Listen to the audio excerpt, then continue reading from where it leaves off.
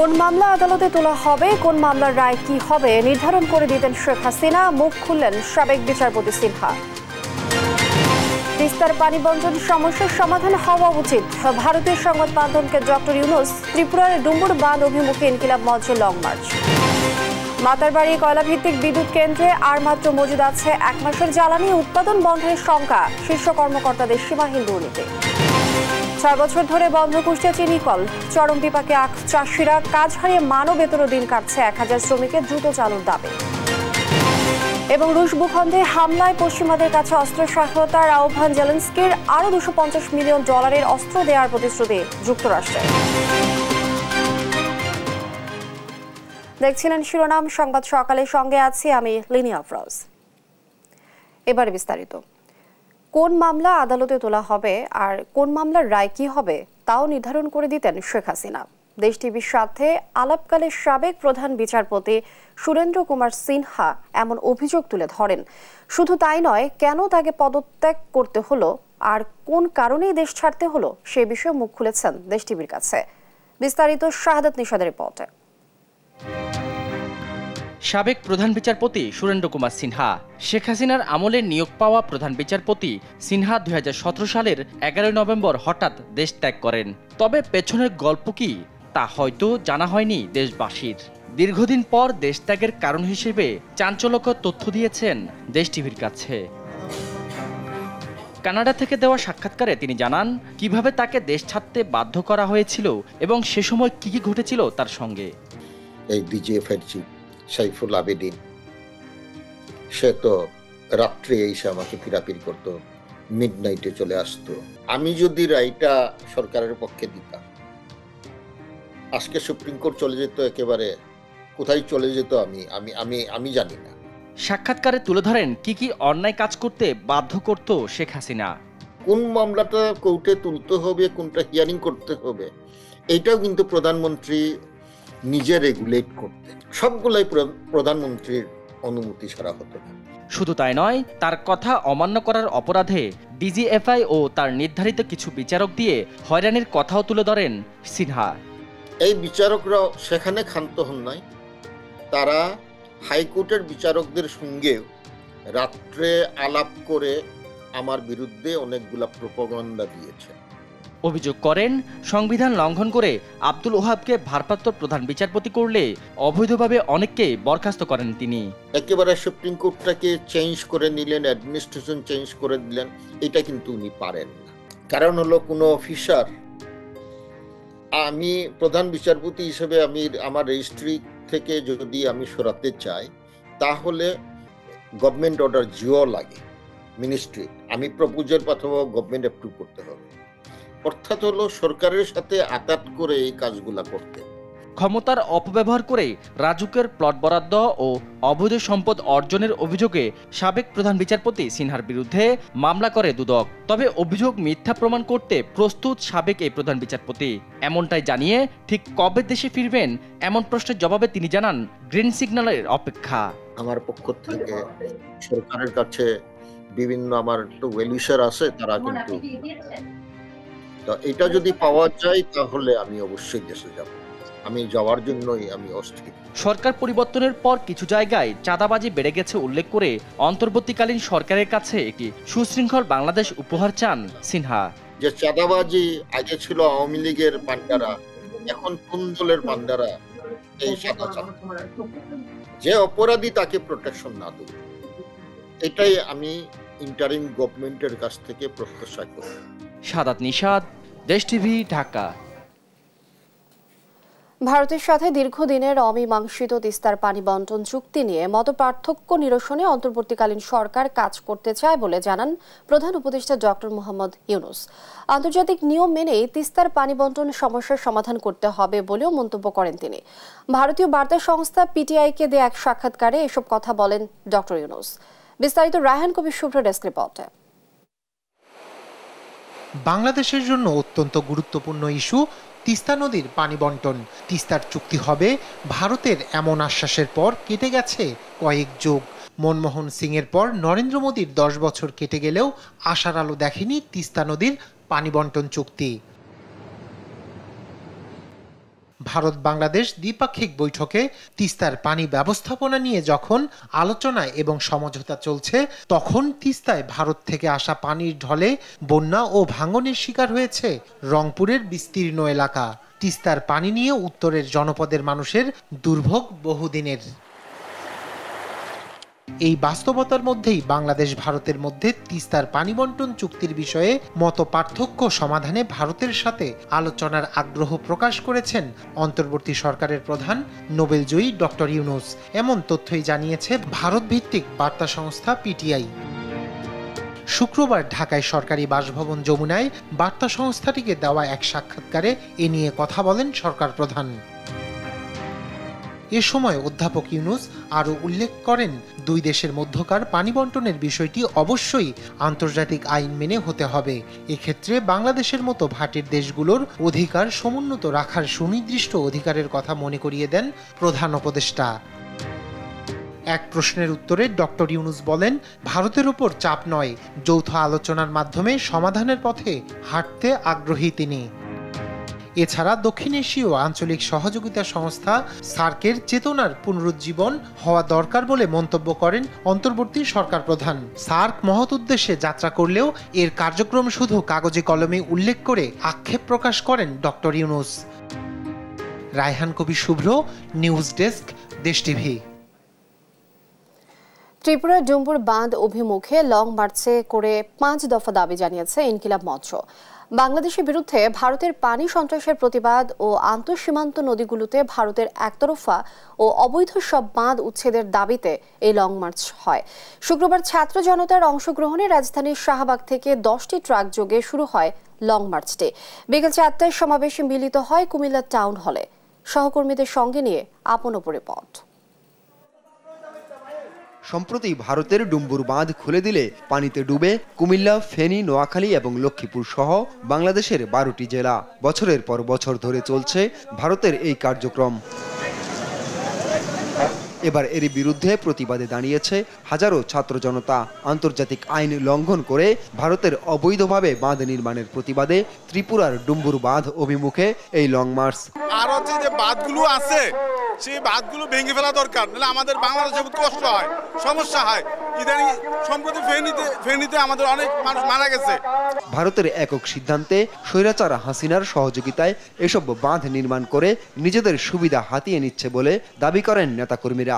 এতদিন যে ফ্যাসিস্ট সরকার, দিল্লি শাসিত সরকার আমাদের এখানে ছিল, এই ফ্যাসিস্টকে হারানোর পর তারা তাবেদারি বাদ দিয়ে আমরা নতুন রাষ্ট্র নির্মাণ করতে চাই। ভারতের নির্মাণ করা সব বাঁধ ভেঙে দেওয়ার দাবি জানান তারা। আমরা ভারতের নির্মিত বাঁধ ভাঙার প্রতীকী কর্মসূচি নিয়ে আমরা এগিয়ে যাচ্ছি।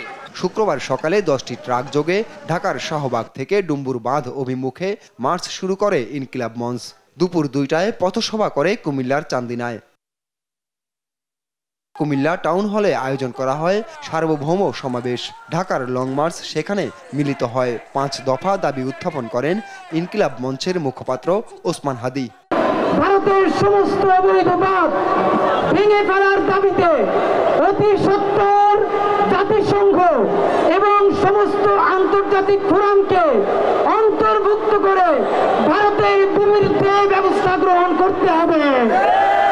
সমাবেশ শেষে টাউন হল থেকে পদযাত্রা করে লং মার্চটি বিবির বাজার স্থলবন্দর অভিমুখে রওনা হয়। নগরের প্রধান সড়ক প্রদক্ষিণ করে বিকেল 5:30টায় নগরীর রাজগঞ্জ বাজার এলাকায় গিয়ে শেষ হয়। আপন অপু, নিউজ ডেস্ক, দেশ টিভি।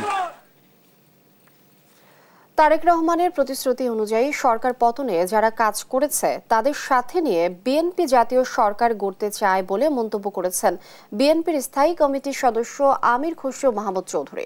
রাষ্ট্রবিরোধী কাজ যারা করছে তাদের ঐক্যবদ্ধভাবে খুঁজে বের করতে হবে বলেও দাবি তার।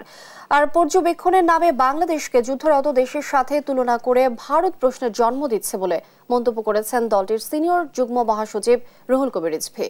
বিস্তারিত সাইফুল রিপনের প্রতিবেদনে। শুক্রবার রাজধানীর রামপুরার মৌলভীটেক এলাকায় ছাত্র জনতার আন্দোলনে পুলিশের গুলিতে নিহত রিকশা চালক মোহাম্মদ সাগরের পরিবারকে আর্থিক সহায়তা দেয় আমরা বিএনপি পরিবার। এ সময় শোক সন্তপ্ত পরিবারের সাথে সহমর্মিতা জানিয়ে দলের সিনিয়র যুগ্ম মহাসচিব রুহুল কবির রিজভী অভিযোগ করেন, পতিত সরকারের দোসররা কালো টাকা দিয়ে দেশকে অস্থিতিশীল করার চেষ্টা করছে। সেই সঙ্গে বাংলাদেশকে যুদ্ধরত দেশের সঙ্গে তুলনা করে ভারতের প্রতিরক্ষা মন্ত্রীর বক্তব্য প্রশ্নের জন্ম দিচ্ছে। ভারতের প্রতিরক্ষা মন্ত্রী আপনার ইউক্রেন, রাশিয়া বা ওখানে ইসরায়েল হামাসের সাথে বাংলাদেশের এখানে তুলনা করলেন কেন? এইসব বিষয়গুলি, এইসব বক্তব্যগুলি একটা বড় প্রশ্নের জন্ম দিচ্ছে মানুষের মনে। যদি কেউ আমাদের দিকে অশুভ দৃষ্টি নিয়ে তাকায়, আমরা ঠিক তার উপযুক্ত জবাব দিতে প্রস্তুত আছি। এদিকে গুলশানে বিএনপি চেয়ারপারসনের রাজনৈতিক কার্যালয়ে Bangladesh peoples party, NAP Bhasani ও গণফোরাম একাংশের সাথে লিয়াজো কমিটির বৈঠক করে বিএনপি। বৈঠক শেষে জাতীয় ঐক্যের বিকল্প নেই দাবি করেন বিভিন্ন দলের নেতারা। সংবিধানকে এমনভাবে অপব্যবহার করা হয়েছে, প্রশাসনকে ব্যবহার করা হয়েছে, এগুলো আমাদেরকে সবাই সম্মিলিতভাবে একটা জাতীয় ঐক্যের ভিতর দিয়ে আমাদের এগুলিকে নির্মূল করতে হবে। জাতীয় ঐক্যের কোনো বিকল্প নেই। আমরা কোনো অবস্থায় এই জাতীয় যে ঐক্য গড়ে উঠেছে ছাত্র জনতার আন্দোলনের ভিতর দিয়ে, সেটাকে আমরা ধরে রাখতে চাই। বিএনপির স্থায়ী কমিটির সদস্য আমির খসরু মাহমুদ চৌধুরী বলেন, দেশকে স্থিতিশীল রাখতে কাজ করতে হবে ঐক্যবদ্ধভাবে। বলেন, রাজনৈতিক দলগুলোর সাথে আলোচনা করে প্রয়োজনে সংশোধন করে জাতীয় সরকারের মাধ্যমে 31 দফা বাস্তবায়ন করতে চায় বিএনপি। রাষ্ট্রবিরোধী কার্যক্রম চলছে, এগুলোতে পেছনে কারা আছে এই জন্য আমাদের সকলকে ঐক্যবদ্ধ চেষ্টা করতে হবে। যারা এই আন্দোলন সংগ্রামে শেখ হাসিনার পতনের জন্য রাস্তায় ছিলেন, কাজ করেছেন, সবাইকে নিয়ে একটা জাতীয় সরকার হবে, যেই সরকার 31 দফা বাস্তবায়ন করবে। প্রয়োজনে 31 দফাতে যদি আরও কিছু পরিবর্তন আনার দরকার হয় সেটাও করা হবে। শেখ হাসিনা দেশ ছেড়ে পালানোর পর দেশের মানুষের মনোজগতে যে পরিবর্তন হয়েছে তার সাথে তাল মিলিয়ে যুগপথের রাজনৈতিক দলগুলো চলতে চায় বলেও জানান আমির খসরু মাহমুদ চৌধুরী। শেখ হাসিনা পলায়ন করার পরে বাংলাদেশের মানুষের মনোজগতে একটা বড় ধরনের পরিবর্তন আসছে। তারা নতুন বাংলাদেশের স্বপ্ন দেখছে, তারা আকাঙ্ক্ষা, তাদের প্রত্যাশা পূরণে আমরা জনগণের যে মনের মধ্যে যে মনোজগতের যে পরিবর্তন হয়েছে তার সাথে আমাদেরকে চলতে হবে। সাইফুল রিপন, দেশ টিভি, ঢাকা। মাতারবাড়ি বিদ্যুৎ কেন্দ্রে জ্বালানি সরবরাহে জাপানি কোম্পানির সাথে কয়লা আমদানি চুক্তি শেষ হয়েছে গত মাসে। তাই আর মাত্র মজুদ আছে 1 মাসের জ্বালানি। ফলে 1200 মেগাওয়াটের 2টি ইউনিট আগামী 1 মাস উৎপাদনে থাকলে কয়লা শেষ হয়ে বন্ধ হয়ে যেতে পারে উৎপাদন। সেই সঙ্গে এই মেগা প্রকল্পের কর্মকর্তাদের সীমাহীন দুর্নীতিতে মুখ থুবড়ে পড়ার মতো অবস্থা বিদ্যুৎ কেন্দ্রটির। প্রকল্পের বিভিন্ন মালামাল আত্মসাৎ করছে প্রতিষ্ঠানটির শীর্ষ কর্মকর্তারা। এমনকি রাতের আধারে ঘটছে লুটপাটের মতো ঘটনাও। উৎপাদন অব্যাহত রাখতে কয়লা আমদানির পাশাপাশি প্রকল্প এলাকায় নিরাপত্তা বাড়ানোর দাবি সচেতন মহলের। কক্সবাজার থেকে সৌরভ দেবের রিপোর্ট। উৎপাদন বন্ধ সহ নিরাপত্তা ঝুঁকিতে পড়েছে মাতারবাড়ি কয়লা বিদ্যুৎ কেন্দ্র। 2023 সালের জুলাই ও ডিসেম্বরে প্রকল্পের 2টি কেন্দ্র চালু হয়। কেন্দ্রগুলো কমিশনিং করার জন্য জাপানের সুমিতোমো কর্পোরেশনের মাধ্যমে আনা হয় 22,05,000 টন কয়লা। চুক্তি অনুযায়ী কয়লার সর্বশেষ চালান আসে আগস্টের মাঝামাঝি সময়ে। তাদের সরবরাহ করা কয়লা থেকে আর অবশিষ্ট রয়েছে 2,80,000 মেট্রিক টন, যা দিয়ে উৎপাদন চালু রাখা যাবে আর মাত্র 1 মাস।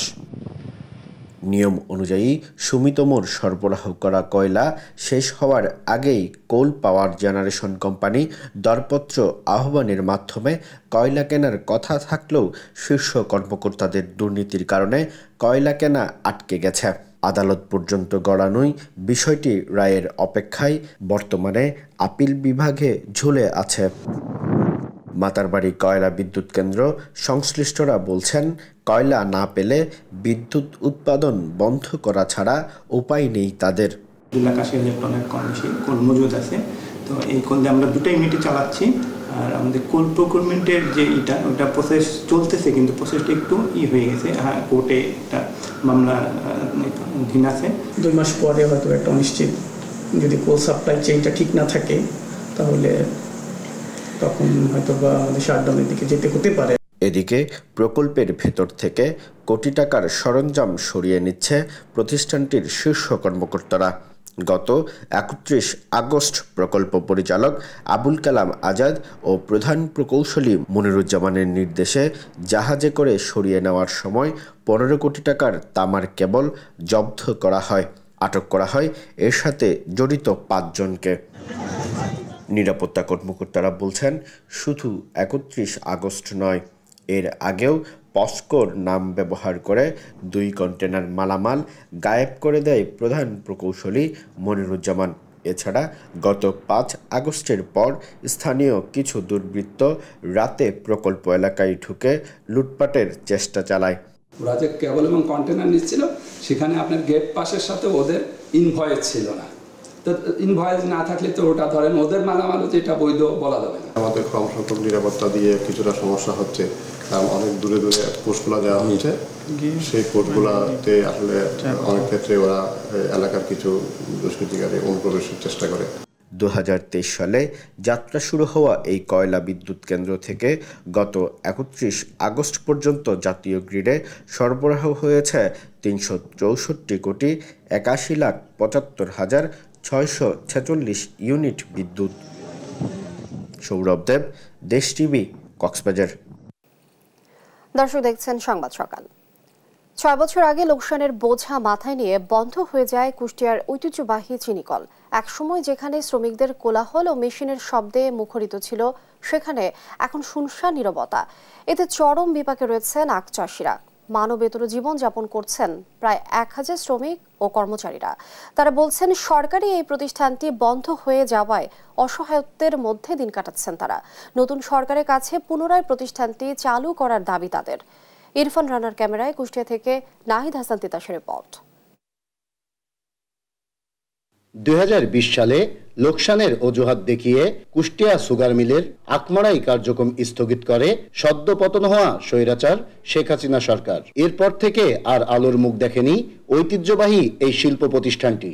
এতে পরিবার নিয়ে চরম বিপদে পড়ে যায় চিনিকলটির অধীনে থাকা কয়েক হাজার আখ চাষী ও শ্রমিক কর্মচারীরা। ৪ বছর ধরে চিনিকলটি বন্ধ থাকায় মানবেতর দিন কাটাচ্ছেন তারা। এমনও শ্রমিক আছে ১৬ বছর ২০ বছরের চুক্তিভিত্তিক এই প্রতিষ্ঠানের সাথে চাকরি করে আসছে। এই মিলটা যখন বন্ধ হয়ে যায়, তাদের আসলে কোনো জায়গায় যাওয়ার মতো কোনো জায়গা থাকে না। এই মিলের বন্ধ হয়ে যাওয়ার পরে অনেক শ্রমিক কর্মচারী তারা অর্থের অভাবে, চিকিৎসার অভাবে অনেকেই মারা গেছে। আমাদের মিলটা আনুমানিক ৪-৫ বছর বন্ধ হয়ে গেছে। তো এখানে ১,০০০-১,২০০ শ্রমিক কর্মচারী ছিল, তারা খুবই কষ্টে জীবনযাপন করছে। ছাত্র জনতার গণ আন্দোলনে শেখ হাসিনা সরকার পতনের পর আবারও আশায় বুক বাঁধতে শুরু করেছে এখানকার শ্রমিক কর্মচারীরা। নতুন সরকারের কাছে চিনিকলটি পুনরায় চালু করার দাবি তাদের। এখন যদি আপনারা আপনাদের মাধ্যমে সরকারকে বোঝেন যে আপনারা যে সমস্ত মিলকে আপাতত প্রোডাকশন বন্ধ রাখছেন, এগুলোকে অডিট কমপ্লিট করে এদের পাওনা জানা শেষ করে তারপরে নতুন এখানে বাই প্রোডাক্ট অনেক কিছু করা যাবে। এই চিনি কলগুলি বন্ধ করে দিয়ে স্টপ করে দিয়ে চিনির বাজার ৬০ টাকাতে ১৪০ টাকা করে বিক্রি করছে। তাহলে পার কেজিতে যদি এত টাকা করে লাভ হয়, তাহলে আপনি চিন্তা করেন ওরা লাভ করে, তাহলে মিল কি লস, এই মিল ৩ ডবল লাভ হবে। অবিলম্বে এই সুগার মিলগুলো একটা কমিটি তৈরি করে কিভাবে পুনরায় চালু করে শ্রমিক কর্মচারী, আখ চাষি সবাইকে বাঁচিয়ে রেখে সোনার বাংলাদেশ গড়ার যে স্বপ্ন আমাদের জনগণ ছাত্ররা দেখেছে, সেই স্বপ্ন যাতে আমাদের বাস্তবায়ন হয়। তবে এ বিষয়ে কর্তৃপক্ষ বলছে, সরকারি সিদ্ধান্তে আকমারাই কার্যক্রম স্থগিত করা হয়েছে। নতুনভাবে নির্দেশনা পেলে আবারও চালু হবে প্রতিষ্ঠানটি। আমরা বন্ধও করি নাই, আমরা সবসময় চালু করার পক্ষে, কারণ সরকারের চিঠিতে বন্ধ হয়েছে এবং সরকারের চিঠিতেই চালু হবে। সাধারণ মানুষের দাবি, বন্ধ চিনিকলটি চালু করে পরিকল্পনা মাফিক চালালে লাভবান হবে সরকার, অর্থনৈতিকভাবে স্বাবলম্বী হবে এ অঞ্চলের মানুষ। নাহিদ হাসান তিতাস, দেশ টিভি, কুষ্টিয়া। সিরাজগঞ্জে বঙ্গবন্ধু সেতুর উপর ট্রাক ও বাসের সংঘর্ষে বাবা ছেলে সহ ৩ জন নিহত হয়েছে। এই ঘটনায় আহত হয়েছেন আরও ৮ জন। শনিবার ভোরে বঙ্গবন্ধু সেতুর ১৩ নং পিলারের উপর এই দুর্ঘটনা ঘটে। বঙ্গবন্ধু সেতু পশ্চিম থানার ভারপ্রাপ্ত কর্মকর্তা জানান, সিরাজগঞ্জ থেকে ঢাকাগামী ঢাকা এক্সপ্রেস পরিবহনের একটি যাত্রীবাহী বাস নিয়ন্ত্রণ হারিয়ে সামনে থাকা পাথর বোঝা একটি ট্রাককে পেছন থেকে ধাক্কা দেয়। এতে বাসটির সামনের অংশ দুমড়ে মুচড়ে গিয়ে ঘটনাস্থলে 3 যাত্রী মারা যায়। খবর পেয়ে পুলিশ ঘটনাস্থলে পৌঁছে নিহতদের উদ্ধার করে। আহত 8 জনকে বিভিন্ন হাসপাতালে পাঠানো হয়েছে। নিহতদের পরিচয় শনাক্ত করার চেষ্টা চলছে। পটে যে অবস্থা ভাই, একজনের তো একদম অর্ধেক চলে গেছে গা, একজন তিনডু, একজনের স্বামী মারা গেছে। ওই আন্টি কি যে কান্দা কাটতেছে। আমি ভাই মাঝখানে ছিলাম, আমার পাশে যে ছিল সামনে গিরিল এসে তার পেটের ভেতর ঢুকে গেছে। ভাই আল্লাহ আমারে বাঁচাইছে ভাই। নোয়াখালীতে বন্যা পরবর্তী প্রভাব পড়েছে বাজারে। প্রতিটি পণ্যের দাম বেড়েছে বাজারগুলোতে। বিস্তারিত জানাতে যোগ দিচ্ছেন সহকর্মী মাওলা সুজন। সুজন, বাজারে বন্যার প্রভাব কতটা পড়েছে, সার্বিক পরিস্থিতি জানাবেন আমাদের। লিনিয়া, নোয়াখালীতে বন্যার পরে যে বাজার পরিস্থিতির কথা যদি বলি, তাহলে বন্যা পরবর্তী একটি প্রভাব নোয়াখালীর বাজারে পড়েছে। আমি দাঁড়িয়ে আছি নোয়াখালী পৌর বাজারে। আসলে সকাল থেকে এই বাজারের যেটি দেখেছি, সকাল থেকে যে চিত্র দেখেছি, যে এখানে যে প্রচুর পরিমাণে সবজি থাকলেও কিন্তু ক্রেতাদের একটি অভিযোগ রয়েছে যে প্রতিটি সবজির দামই বেশি রাখা হয়েছে। 60 টাকার নিচে কোনো সবজির দাম নেই। সর্বোচ্চ কিছু কিছু সবজি 120 টাকা, 30 টাকা, এবং মৌসুমি কিছু সবজি আছে যেগুলো প্রায় 200 টাকার কাছাকাছিও রাখা হচ্ছে। একই সাথে কাঁচামরিচ বিক্রি হচ্ছে 200 টাকা কেজি ধরে।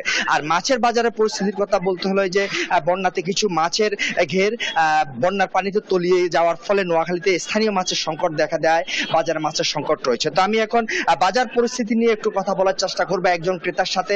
আমি আপনার কাছে জানতে চাইবো যে আপনি তো বাজার করতে এসেছেন, জিনিসের দাম কেমন দেখছেন এবং কি পরিস্থিতি দেখছেন বাজারের? জিনিসের দাম আসলে কম নাই। আমদামি এতদিন বলছে আমদামি নাই, এখন কিন্তু আমদামি হয়েছে, কিন্তু কোনো জিনিসের দাম কম নাই। যেমন ছড়া 60 টাকা বেচে, আখরি 70 টাকা, বরবটি 80 টাকা, বেগুন 80 টাকা, তারপরে পেঁপে, কাঁচা পেঁপে 40 থেকে 50 টাকা, মুলাম 60 টাকা। এভাবে মাছের দাম, মাছ ঝাটকা মাছ, ছোট ছোট ইলিশের পোনা, এটা বেচে 700, 750, 800, আর বড় ইলিশ 1200, 1400 এরকম।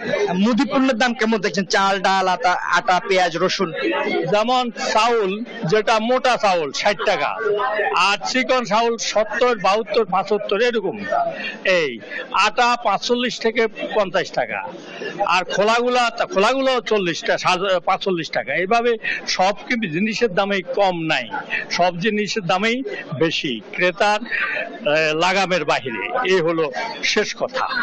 ধন্যবাদ আপনাকে। তিনি যেমন কিছু পণ্যের দাম বলছিলেন, আসলে এগুলো দিন দিন তাদের মধ্যবিত্ত এবং নিম্ন মধ্যবিত্ত যারা আছে তাদের নাগালের বাইরে চলে যাচ্ছে বলে তিনি জানিয়েছেন। একই সাথে তিনি বাজার মনিটরিং দাবি জানিয়েছেন। এ হচ্ছে নোয়াখালী থেকে বাজার নিয়ে সর্বশেষ লিনিয়া। মাওলা সুজন, ধন্যবাদ আপনাকে। দর্শক, নোয়াখালী থেকে যুক্ত ছিলেন সহকর্মী মাওলা সুজন। 2006 সালের পর থেকে ক্ষমতার বাইরে বিএনপি। এই সময় সম্মেলন হয়নি রাজশাহী জেলা ও মহানগর কমিটির। কেন্দ্র থেকে চাপিয়ে দেওয়া কমিটিতে চলে সংগঠনটির কর্মকাণ্ড। জাতীয় নির্বাচনের আগে আওয়ামী লীগ বিরোধী আন্দোলন গড়ে তুলতে ব্যর্থ হওয়ায় বারবার কমিটিতে পরিবর্তন এসেছে, কিন্তু খুব একটা লাভ হয়নি। তবে ছাত্র জনতার অভ্যুত্থানের পর সাংগঠনিকভাবে রাজনীতির মাঠে ঘুরে দাঁড়াতে চায় বিএনপি। কাজী সাহেদের প্রতিবেদন। রাজশাহী জেলা ও মহানগর বিএনপিতে গত 2 বছরের বেশি সময় ধরে দায়িত্ব পালন করছে আহ্বায়ক কমিটি। 3 মাসের সম্মেলন করার নির্দেশনা দিয়ে কেন্দ্র ওই কমিটি দিয়েছিল। জেলায় আবু সাইদ চাঁদ ও মহানগরে অ্যাডভোকেট এরশাদ আলী ঈশা আহ্বায়ক। প্রায় 18 বছর রাজশাহীর রাজনীতির মাঠে কোণঠাসা বিএনপি। 5 আগস্ট ছাত্র জনতার অভ্যুত্থানের পর ঘুরে দাঁড়ানোর লড়াইয়ে দলটি। আমরা 5 বছরের সম্মেলন করতে পারিনি, এটা সঠিক। সেটার কারণে যে আমরা কোথাও বাড়িতে বেরোলে কুত্তাকেও যেভাবে মানুষ মারে না সেভাবে মেরেছে, আমাদের পার্টি অফিস ধ্বংস করেছে, আক্রমণ করেছে, যার জন্য স্বাভাবিক রাজনৈতিক কার্যক্রম চালাতে পারিনি। দেশনায়ক তারেক রহমানের নেতৃত্বে সারা বাংলাদেশে তৃণমূল থেকে শুরু করে কেন্দ্র পর্যন্ত যেভাবে দল গোছাচ্ছেন, বিএনপি আর ব্যাকফুটে যাবে না। আমরা বিশ্বাস করছি গণতান্ত্রিক পন্থায় কাউন্সিলের মাধ্যমে আমাদের সংগঠন আবার পুনরায় পূর্বের অবস্থাতে ফিরে যাবে। দীর্ঘ সময় পর কেন্দ্র থেকে তৃণমূল পর্যন্ত দল গোছানোর কাজে হাত দিয়েছে বিএনপি। তাই ত্যাগীদের নিয়ে নতুন কমিটি করার দাবি স্থানীয় নেতাকর্মীদের। যারা নিবেদিত প্রাণ বিএনপির, যারা বিএনপিকে ভালোবাসে এবং যারা সর্বোপরি দলের চেন অফ কমান্ড মানে, তাদেরকেই দল আগামী দিনে আবার নেতৃত্বে আনবে। যারা নীতি নির্ধারক পর্যায়ে নেতৃবৃন্দ আছেন, ওনাদের কাছে আমাদের অনুরোধ, যাদের যোগ্যতা আছে তাদেরকে নেতৃত্বে নিয়ে এসে বিএনপিকে আবার পুনর্গঠন করবেন এবং দেশ চালানোর পরিচালনার দায়িত্ব দেবেন। সংকটকালে যারা দলের পাশে থেকে লড়াই সংগ্রাম করেছেন তারা যোগ্য স্থান পাবেন বলে আশ্বস্ত করেন দলটির এই কেন্দ্রীয় নেতা। যারা ত্যাগী, যারা শহীদ জিয়ার আদর্শে বিশ্বাস করে, যারা বেগম খালেদা জিয়ার আপসের নেত্রীকে প্রাণ দিয়ে ভালোবাসে, তারেক রহমানকে ভালোবাসে, সেই আদর্শ অনুযায়ী দল আবার পুনর্গঠন। বিএনপি নতুন নতুন পদক্ষেপ ও কর্মসূচি নিয়ে ঘুরে দাঁড়ানোর লড়াইয়ে এখন লক্ষ্য আগামী জাতীয় সংসদ নির্বাচন। কাজী শাহেদ, দেশ টিভি, রাজশাহী। বরিশাল নগরীর উন্নয়ন ও সংস্কার কাজে নিজেদের পছন্দের ঠিকাদার নিয়োগ দিতেন চাচা ভাতিজা খ্যাত সদ্য সাবেক 2 মেয়র। এসব ঠিকাদারদের মাধ্যমে লোপাট করা হতো কোটি কোটি টাকা। অন্যদিকে অপছন্দের অনেক ঠিকাদারদের পাওনা বিল আটকে করতেন হেনস্থা। এতে করে নগরবাসী বঞ্চিত হয়েছে কাঙ্ক্ষিত উন্নয়ন থেকে, আর ভুক্তভোগী ঠিকাদার পরিবারগুলো ভুগেছেন নিদারুণ কষ্টে। বিলম্ব হলেও এসব অনিয়মের বিরুদ্ধে সোচ্চার হচ্ছেন বরিশালবাসী। বিস্তারিত শফিক মুন্সির রিপোর্টে। আমাদের এখানে একজন ঠিকাদার মারা গেছে বিনা চিকিৎসায়, 3 মাস ঘরে পড়িয়া, খাইয়া না খাইয়ে সে মারা গেছে। মতিউর রহমান, কাঠপট্টি বাসা, তার ফাইল রয়ে গেছে, তার ফাইলে একটা কালির আঁচড় দেয় নাই। গেল 7 বছর ধরে বরিশাল সিটি কর্পোরেশনে এভাবেই নিপীড়নের শিকার হন কিছু ঠিকাদারেরা। পাওনা টাকা না পেয়ে ভীষণ দিশেহারা তারা। 2013 থেকে 2018 মেয়াদে বরিশাল সিটি কর্পোরেশনের মেয়র পদে দায়িত্ব পালন করেন বিএনপি নেতা আহসান হাবিব কামাল। সে সময় নগরের বিভিন্ন উন্নয়ন ও সংস্কারে প্রায় 350 কোটি টাকার কাজ করেন ঠিকাদারেরা। এসব কাজের অনেক টাকা বকেয়া থাকলেও তা পরিশোধ করেননি সদ্য সাবেক 2 মেয়র চাচা আবুল খায়ের আবদুল্লাহ ওরফে খোকন সেরনিয়াবাত এবং ভাতিজা সেরনিয়াবাত সাদিক আবদুল্লাহ। বকেয়া না পেয়ে পথে বসেছেন অনেকে। বৈষম্যের শিকার ঠিকাদারেরা সম্প্রতি ঘেরাও করেন নগর ভবন। বর্তমান প্রশাসকের কাছে তুলে ধরেন তাদের পাওনার ফেরিস্তি। সাদেক আবদুল্লাহ যখন মেয়র হয় আমাদের এই অফিসে ঢুকতে দেয় নাই, আমাদের সমস্ত ফাইল তিনি তালাবদ্ধ করে রেখেছে। এরপরে খোকন সেরনিয়াবাত আসার পরে আমরা ভেবেছিলাম হয়তো আমাদের কিছু একটা হবে, তিনি সেই একই কাজ করলেন। কোটি কোটি টাকার কাজ করার কোনো লোক ছিল না, তখন আমরা 2-4-5 লক্ষ টাকার কাজ করে প্রশাসক এবং মেয়র মহোদয়দেরকে সহযোগিতা করেছি। চাচা ভাতিজার করা অনিয়ম নিয়ে মুখ খুলতে শুরু করেছেন সিটি কর্পোরেশনের সাবেক কাউন্সিলর এবং বিএনপি নেতৃবৃন্দ। অভিযোগ উঠেছে নিজেদের লোক দিয়ে লোক দেখানো কাজ করে লোপাট করা হয়েছে কোটি কোটি টাকা। আমাদের দলীয় অনেক যারা বোনাফাইড ঠিকাদার, বেসিক্যালি তারা পেশায় ঠিকাদার, তারা ঠিকাদারি কাজ করে কাজের বিল পায় না। এখনো অনেক ঠিকাদার পেন্ডিং বিল নিয়ে আছে। ভাতিজা যখন ছিল তখন সে প্রায় 400 কোটি টাকার মতন টাকা নিয়ে তার ওয়াইফ পলায়নরত ছিল। সেই অবস্থায় কিন্তু তার ধরা পড়ছে। আবার নতুন মেয়র ছিল যে চাচা, সেও 100 কোটি টাকার মতন লোপাট করছে। বিগত মেয়রদের অনিয়মের কথা স্বীকার করে যথাযথ পদক্ষেপ গ্রহণের নিশ্চয়তা দেন এই কর্মকর্তা। তো তারা সিটি কর্পোরেশনে কাজ করছে, ফলে তারা যে টাকা পাওনা আছে সেগুলোতে আমরা বিধি মোতাবেক কত টাকা আমরা দ্রুত পরিশোধ করতে পারি সেই আইনানুগ ব্যবস্থা গ্রহণ করা হবে, তাদেরকে জানানো হয়েছে সেটা। গেল 7 বছরে পাওনা টাকা না পাওয়া ঠিকাদারদের পাওনার পরিমাণ প্রায় 70 কোটি। শফিক মুন্সি, দেশ টিভি, বরিশাল।